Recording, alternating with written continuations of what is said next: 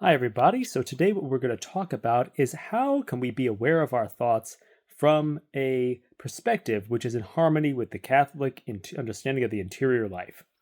The problem is that we can have many different thoughts that bother us. And what do we do about these thoughts? This is a video which is not, I'm not necessarily stating this as some type of authoritative pronouncement on the subject.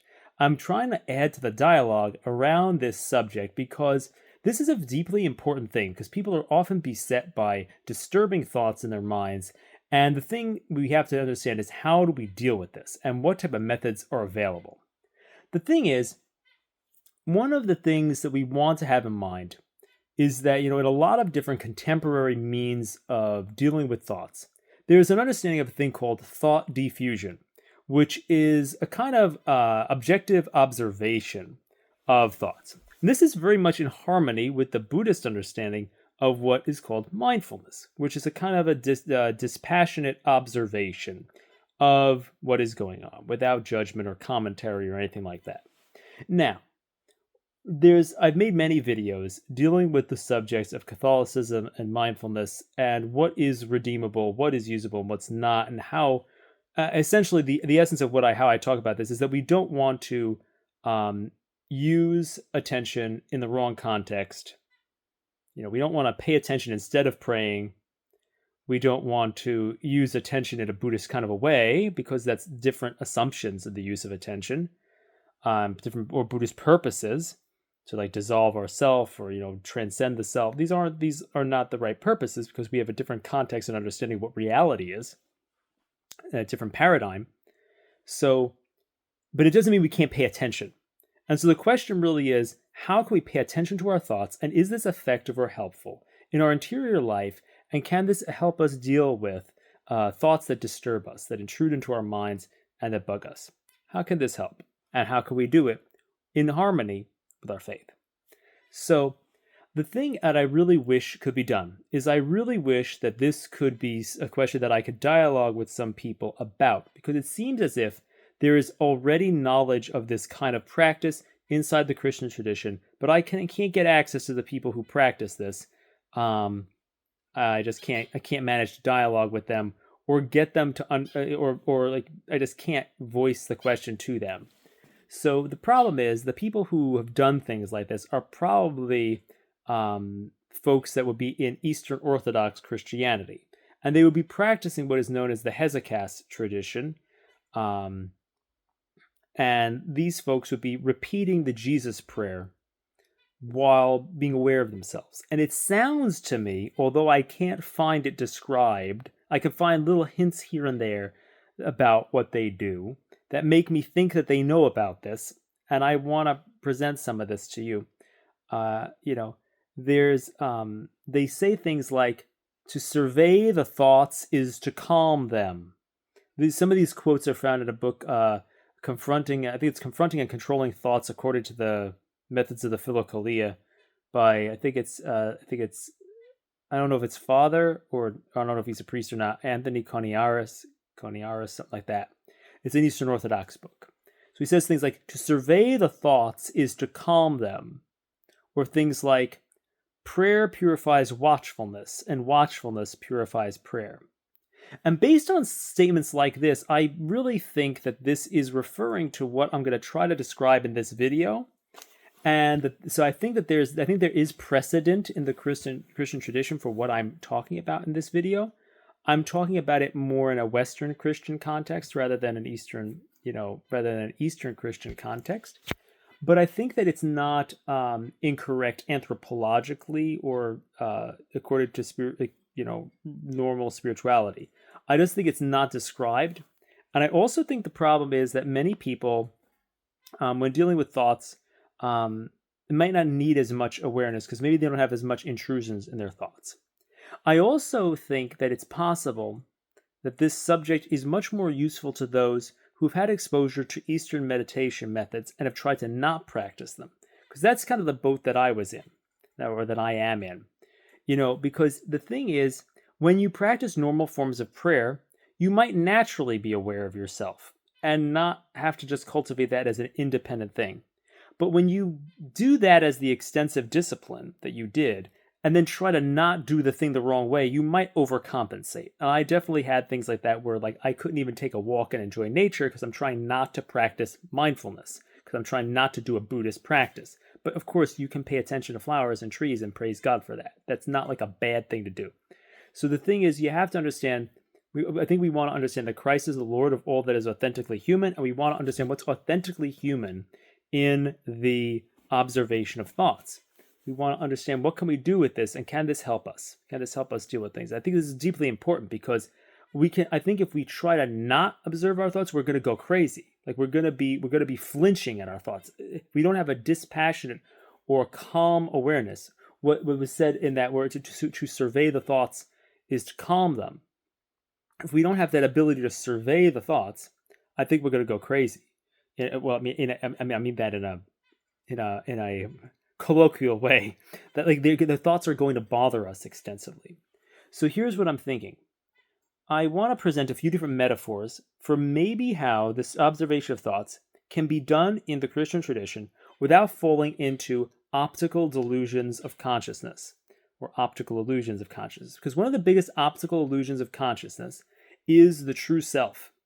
The true self is an experience that is found like in Hindu and Buddhist experience and meditation, but it's basically like, imagine if I was able to cross my eyes together and I went like, I don't know. If I could just get my eyeballs to look at each other, I would see one big eyeball.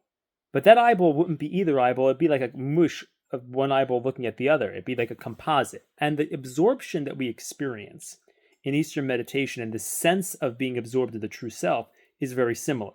Because there's this illusion that we're trying to get past the illusions of our thoughts, but we end up going into an illusion that we are not our thoughts and we are God. So it's either like we kind of move along this spectrum of like, in the Tibetan tradition, they call it sem, which there's a word called sem, which is like the normal mind of the everyday life. And then they call it rikpa, which is the great natural perfection, the mind that is free. And sometimes in modern Zen, like traditions, they say big mind, little mind, in Hinduism, they'll speak about, the false self and the true self, or the self, self-realization, these type of things. Contemporary things will say ego and like essence or things like that. There's this shift from one perspective to the other, from the content of the mind to observing the mind. That's the basic thing. The problem here is really that this observation, because it's out of context, becomes prideful.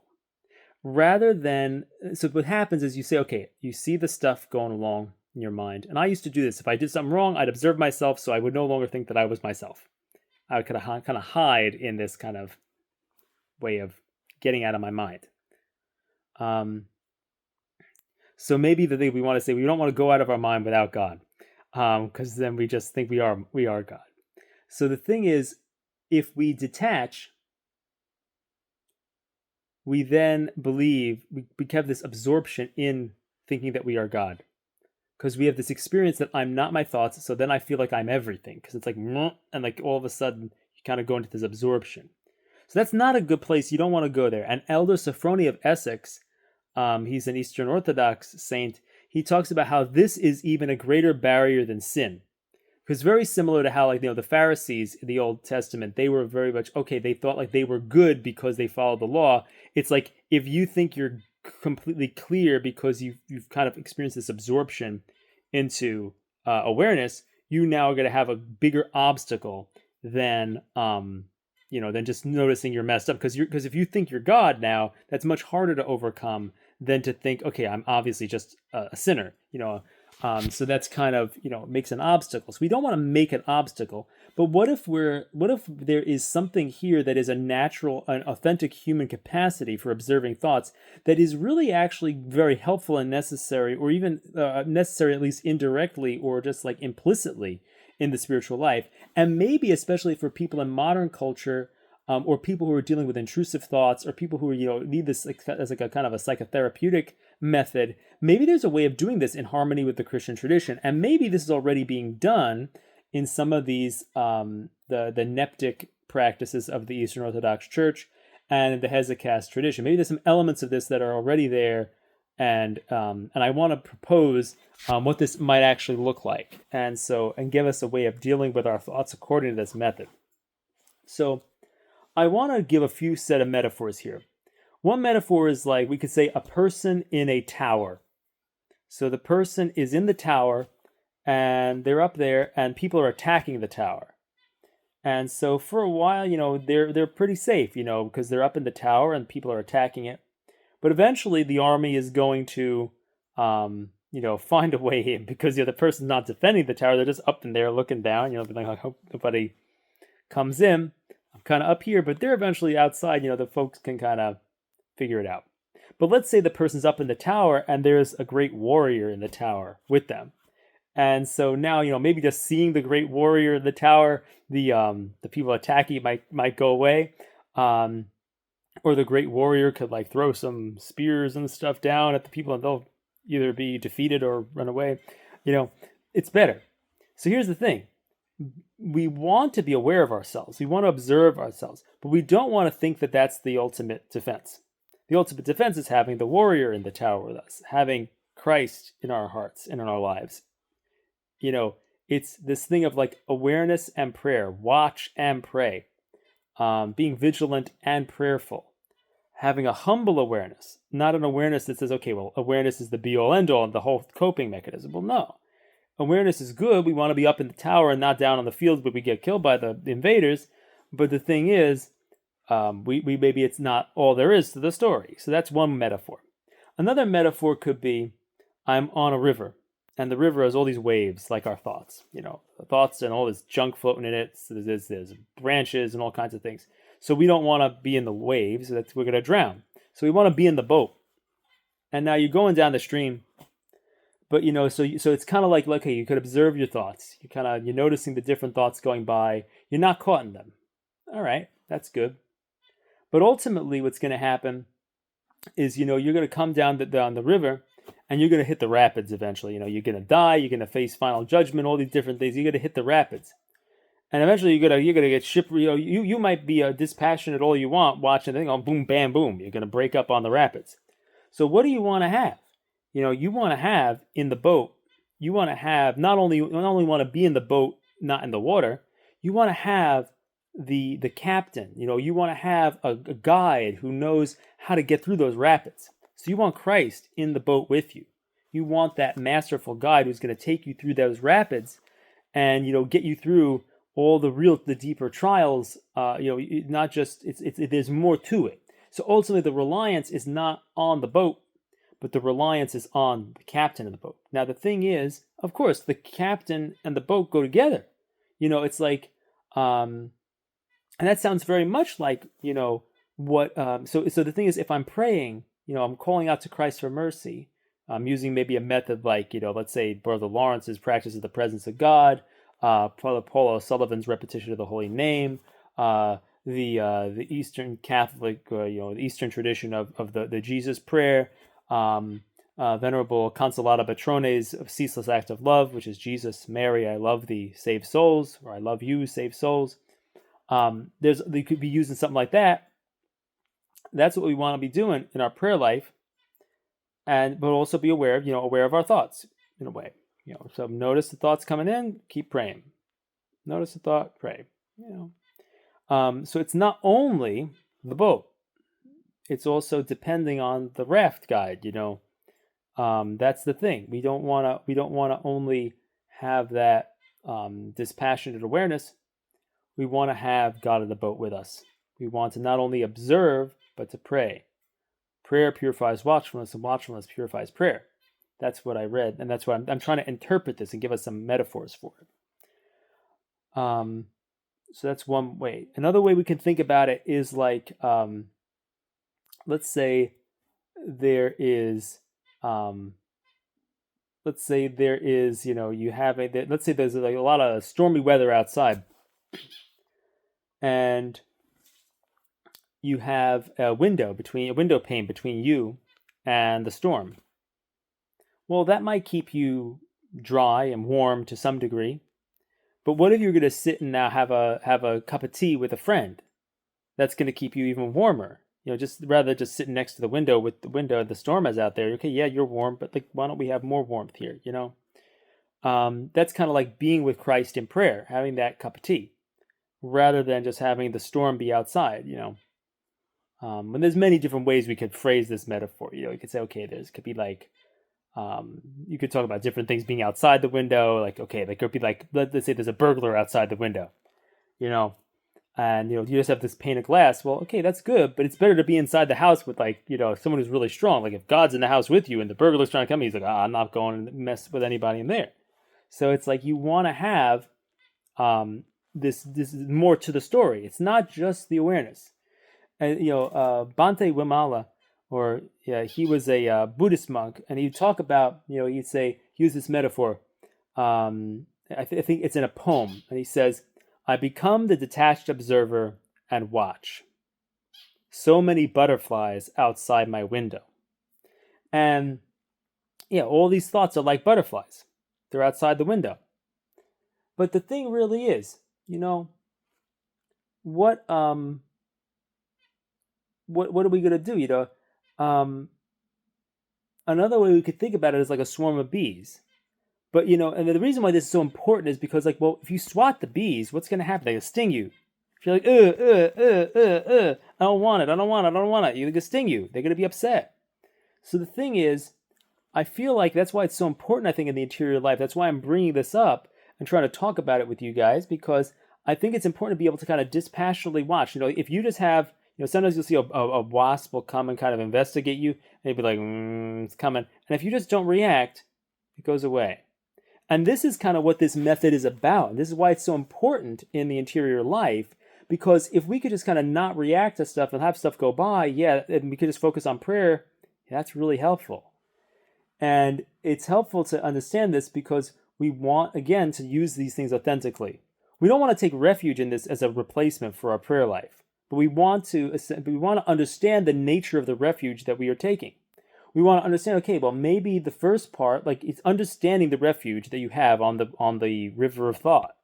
It's understanding that it's made up of the boat of awareness and the captain of Christ, whom you're going to speak to and call on and ask him to help you. We have to understand the tower that we are going into to defend ourselves. We have to understand that it's the tower of awareness in which the warrior of Christ is there, that we talk to him by prayer.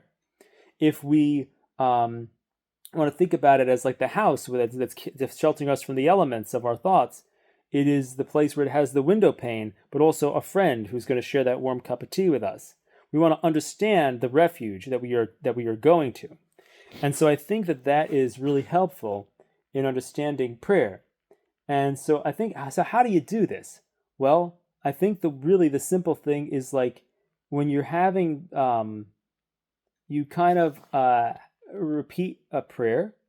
You kind of repeat one of those prayers, the Jesus prayer, the holy name proposed by, the repetition of the name of Jesus proposed by Father Paul O'Sullivan, just little prayers like Brother Lawrence, the Ceaseless Act of Love prayer, Jesus, Mary, I love you, save souls. You kind of have that going, and then you notice the thought comes in, and you just notice it, and then you go back to praying. And, other things come in, all different thoughts, all different feelings, all different things are coming up. You're just noticing them, and keep praying. And I think that's how it works. Because the thing is, the reason why this may not, if you're not having a struggle with this doesn't sound that helpful. But the thing is, I think that you need to, again, I think the thing that's really important is thinking about the bee. It's almost like, it's like, I think it's like that metaphor of like, it's just ignoring the bee and keep talking to your friend. It's like that's something that happens sometimes when I'm outside. Like a bee will come and I'm having a conversation. Just ignore the bee. Keep talking to your friend. That's kind of what's, because if you overreact, then your conversation is broken.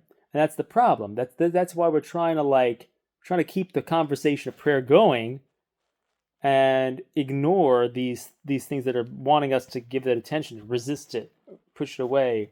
Because if you push the bee away, the bee stings you. It's like, so I think it's like, and I think that's really an interesting thing because I think this gives us an indirect method of resistance toward all kinds of thoughts, temptations, suggestions.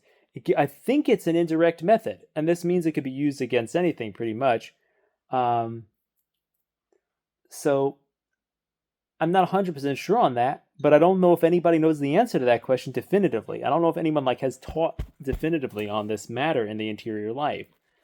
So I don't know if any saint has really talked enough about this. I think there's something in the rule of there's a few principles given by the Kamal-Dalis.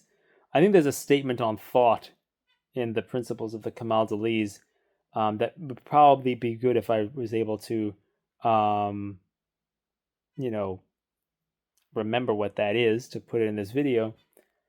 But it's there. There's something like that. But I think that it's just hard to find information on how to observe thoughts, because we find it in all these different things. This thought diffusion. But I'm going to give this principle: there should be no detachment of thought without reattachment to God. Because if you detach from thought without attachment to God, you will attach to yourself and think you are God. They should have no detachment from thought without reattachment to God. So if I'm not praying, I'm going to fall into delusion by detaching from my thoughts. But I could observe my thoughts if I'm in the context of prayer, because then I understand that my awareness is a created thing, that my awareness is the created light, but I'm trying to be with the uncreated light as well. It's kind of like if you think about dirt on the outside of a glass. It's like your thoughts and your emotions are kind of like this dirt that's bugging you. It's dirty stuff. And you want to realize that you are the cup, you are the glass cup. But that glass cup is brittle, it can shatter. We realize it's not God. The problem in Hinduism and Buddhism is really thinking that glass cup of awareness is God, because it looks like water. The thing is, we want to be in the living water that's in the cup. We want to have that going on inside of us. That's the thing that we really want, that keeps us really clean. The water is the thing that cleans the cup. So we want that water to come into the cup from God and to overflow and wash the outside of the cup. It's not just enough to be like, okay, I am the cup, I'm not the dirt. Okay, let's have the water come in and really overflow and clean the whole thing. It's that's really what we want to have happen here. So it's this there is this necessity of realizing it's good to realize you are the cup and not the dirt. But it's necessary that we don't think that cup is God and then stop there. We have to understand that the cup is something limited. So we have to have a humble awareness. Our awareness itself must be humble, with an understanding that awareness is not a place to become absorbed in as a be-all, end-all focus of the spiritual life. And that this natural consolation, as they teach in the letter to the bishops on some aspects of Christian meditation, this absorption is a natural consolation, a natural euphoria. If we have a sense of detachment from our thoughts, this is a natural freedom, not yet a divine freedom. But it seems like this may even be an authentic or even normal part of prayer in the spiritual life that may either be a thing that is deficient in those who maybe are scrupulous or reactive against their intrusive thoughts, and may just be naturally present in those who don't have that problem. And it may also be cultivated in things like the Eastern Orthodox things, but I don't have enough ability to dialogue with people or to kind of like spell these things out to get feedback about whether I'm getting an understanding of what's being said. So hopefully these type of distinctions are helpful, because the thing is to notice our thoughts, to be aware of ourselves, gives us a certain kind of freedom. It gives us that freedom to be aware of what's going by and yet focused on something devotional. So we want to have that ability to be both aware of our thoughts so that we don't have to be reacting to them and freaking out by them. We just kind of notice them and don't react. But then we focus on prayer. And so I think that this is hopefully what I'm saying is going to be helpful. The ultimate reason why this is so important is because you can go crazy trying to not have thoughts. You can go crazy trying to avoid having thoughts. Because the thing is, if you can't just be aware of what's happening inside of you and just notice it all, and it's okay to notice it all, then you have to not have what's happening inside you. And then you're pushing against something, and then you're just completely irritated. And I don't know if it's good to be irritated like that. I think that this is a necessary, almost a necessary thing for mental equilibrium, because you need to be able to say, okay, I'm aware of what's happening, even if it's like a temptation, but I think that is a form of indirect resistance. You're not trying to fight anything. You're just aware of it. And then you can notice it and take refuge in that awareness, but don't stop Understand that your refuge also involves prayer. Understand that that tower also has to have a warrior in it. Understand that that edge of the cup also has to have the water poured into it. Understand that not only do you have that pane of glass of awareness, but you're sitting next to a friend having that cup of tea to keep the elements of the wind and the rain out. You have to have. I think it's understanding the way that we keep the understanding that there's diffusion. We don't want to have any detachment of thought from thought without attachment to God. I think that's the thing, is we have to have these things like prayer purifies mindfulness, and prayer purifies watchfulness, and watchfulness purifies prayer, and to survey the thoughts is to calm them. I think this is a way of interpreting these things, integrating them into our interior lives, so we don't have to be like reacting to all the different things that are coming into our minds. We can just kind of notice it and then focus on prayer. Notice it and focus on prayer. Be able to have that refuge of peace in the midst of the storms of our interior lives. That's why it's so important. So I hope this is helpful. I hope this is good food for thought, and I wish somebody who really knew what all this is about, in terms of really practicing the Hesychasm tradition, could comment on this. And the thing is, and they would say, well, sometimes they would say, I'm a Western Christian, I can't understand Hesychasm. That would sometimes be said, traditionally, in some ways. But we will close now in the name of the Father, and I don't mean that in a bad way. It's just there's a phrase which says, you shouldn't ask a philosopher about Hesychasm, and I'm certainly philosophizing and speculating, which those are things that you don't want to do in the Eastern tradition of Christianity. So, I think it's necessary. This is a necessary reflection because we want to achieve freedom from our thoughts. So I'm going to close in the name of the Father, and of the Son, and of the Holy Spirit. Amen.